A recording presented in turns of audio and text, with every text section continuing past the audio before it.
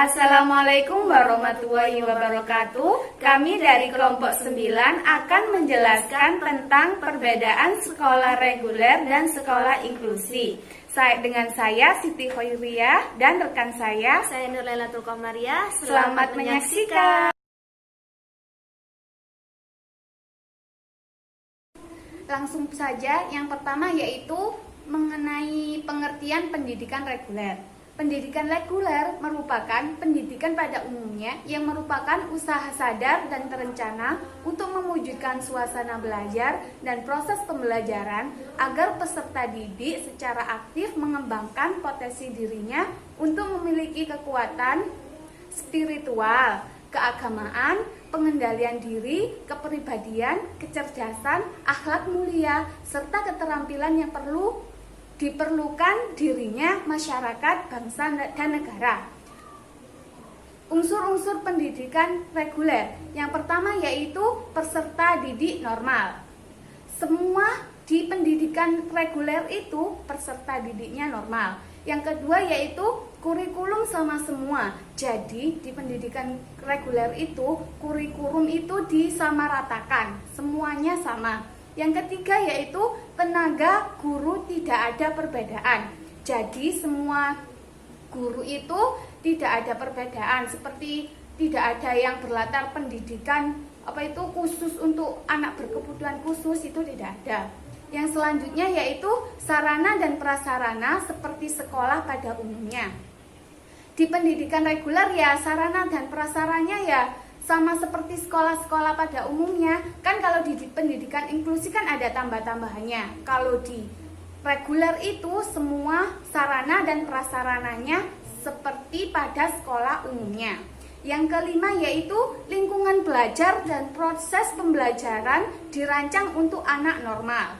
Jadi rancangan pembelajaran, terus kayak lingkungan belajar itu semua dirancang khusus untuk anak normal. Yang selanjutnya yaitu tujuan pendidikan reguler. Yang pertama yaitu kurikulum dapat disamakan.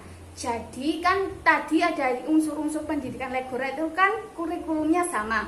Nah tujuannya itu ya satu tadi, kurikulum dapat disamakan. Jadi kurikulumnya semuanya sama.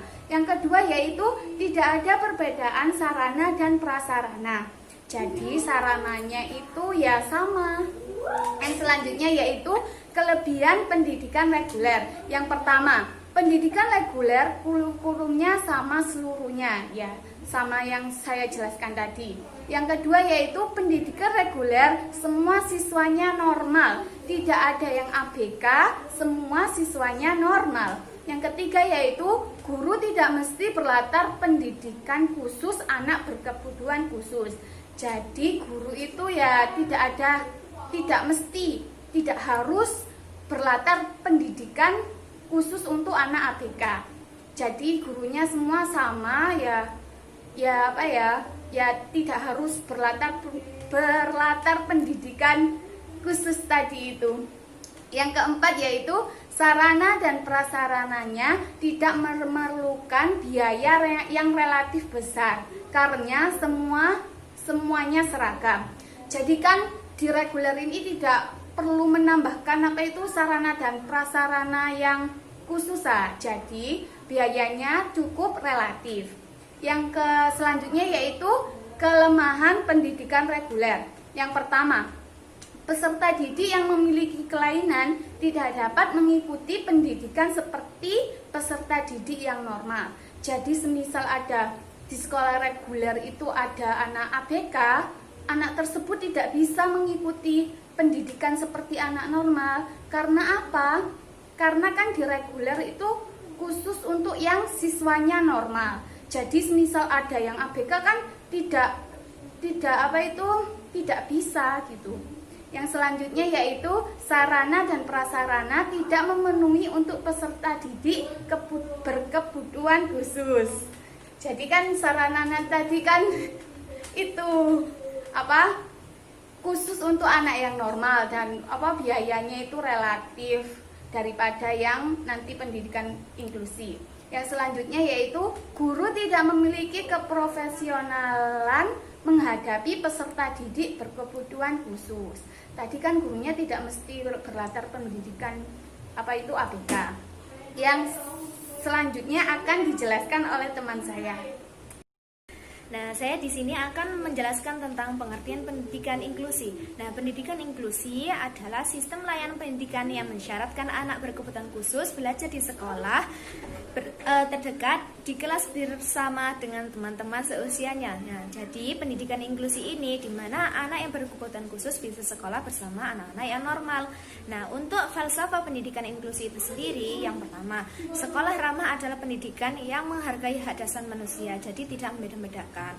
Nah, untuk yang kedua, sekolah ramah adalah pendidikan yang memperhatikan kebutuhan individual. Jadi, sekolah yang ramah itu di mana melihat setiap kebutuhan individu peserta didik.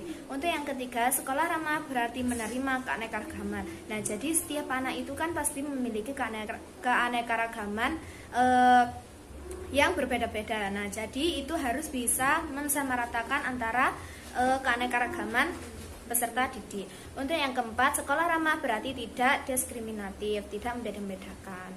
Nah, untuk berikutnya adalah implikasi manajerial pendidikan inklusi. Yang pertama, sekolah reguler menyediakan kondisi sekolah yang sangat ramah, menerima keanekaragaman dan menghargai perbedaan. Yang kedua, sekolah reguler harus siap mengelola sekolah yang heterogen. Nah, jadi sekolah inklusi ini menerima setiap anak yang berkebutuhan khusus dan anak yang normal. Kemudian guru di sekolah reguler harus menerapkan pembelajaran yang interaktif. Nah, kemudian yang keempat, guru pada sekolah inklusi dituntut melakukan kolaborasi dengan profesi atau sumber daya lain dalam perencanaan, pelaksanaan, dan evaluasi.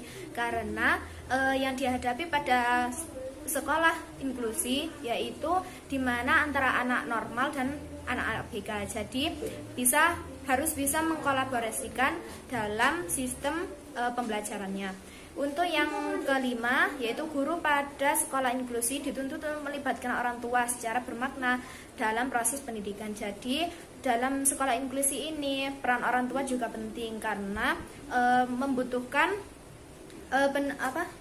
pengarahan atau bantuan orang tua dalam proses pendidikan. Nah, kemudian pro pendidikan inklusif. Yang pertama, belum ada bukti empiris yang kuat bahwa SLB merupakan satu-satunya sistem terbaik untuk pendidikan anak berkebutuhan khusus.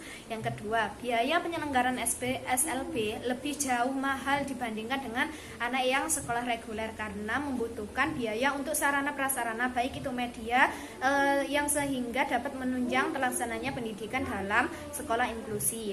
Nah, yang ketiga, banyak anak berkebutuhan khusus yang tinggal di daerah-daerah tidak dapat bersekolah di SLB karena jauh dan biaya yang tidak terjangkau. Kemudian kontra pendidikan inklusif. Yang pertama, peraturan perundangan memberikan kesempatan pendidikan khusus bagi anak yang berkebutuhan khusus. Nah, jadi dalam perundang-undangan sudah ada tentang pendidikan untuk anak SLB. Yang ketiga, banyak orang tua yang anaknya tidak ingin bersekolah di sekolah reguler karena kurangnya pendampingan secara khusus pada sekolah reguler. Kemudian yang keempat, sekolah khusus atau SLB dianggap tidak efektif karena diikuti anak yang sejenis. Jadi dikhawatirkan kurangnya interaksi dengan anak yang normal karena banyaknya dalam sekolah inklusi itu terdapat anak-anak yang berkebutuhan khusus. Kemudian pendidikan inklusi yang moderat. Pendidikan inklusi yang moderat dimaksud adalah pendidikan inklusi yang memadukan antara terpadu dan inklusi penuh. Model moderat dikenal dengan model mainstreaming. Filosofinya tetap pendidikan inklusi, tetapi dalam prakteknya anak berkebutuhan khusus disediakan berbagai alternatif layanan sesuai dengan kemampuan dan kebutuhan. Jadi menyesuaikan dengan kebutuhan anak SLB. Nah, sejarah perkembangan pendidikan inklusif.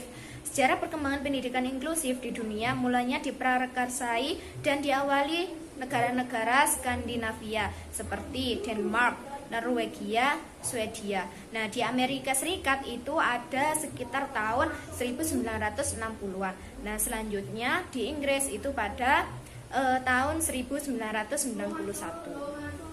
Kemudian tujuan pendidikan inklusi. Nah, yang pertama, memberikan kesempatan yang seluas-luasnya kepada semua anak, termasuk anak yang berkebutuhan khusus mendapatkan pendidikan yang layak sesuai dengan kebutuhannya. Nah, jadi pada pendidikan inklusi ini bukan hanya terdapat anak yang normal, tetapi juga menyediakan untuk anak yang mempunyai kebutuhan khusus.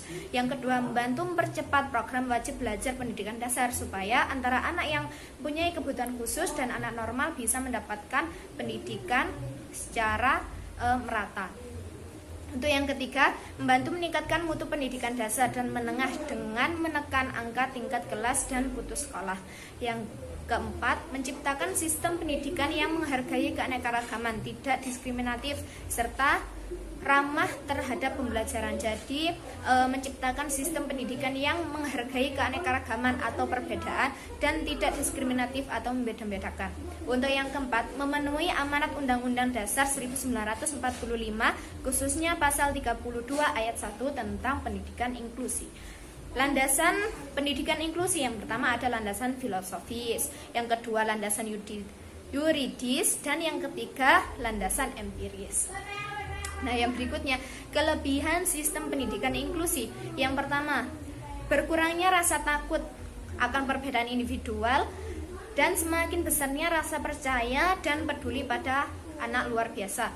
Jadi, menumbuhkan rasa percaya diri terhadap anak yang berkebutuhan khusus, mampu berinteraksi dengan anak yang normal, sehingga tidak merasa bahwa dirinya itu mempunyai kelebihan atau mempunyai kekurangan.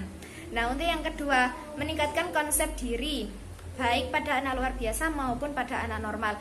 Hal ini akibat dari pergaulan yang terjadi sehingga menjadikan keduanya saling toleransi. Nah, jadi sehingga di pendidikan inklusi itu kan ada anak normal dan anak ABK, sehingga terjadi komunikasi, tidak ada perbedaan antara anak ABK dan anak normal. Jadi keduanya bisa saling toleransi.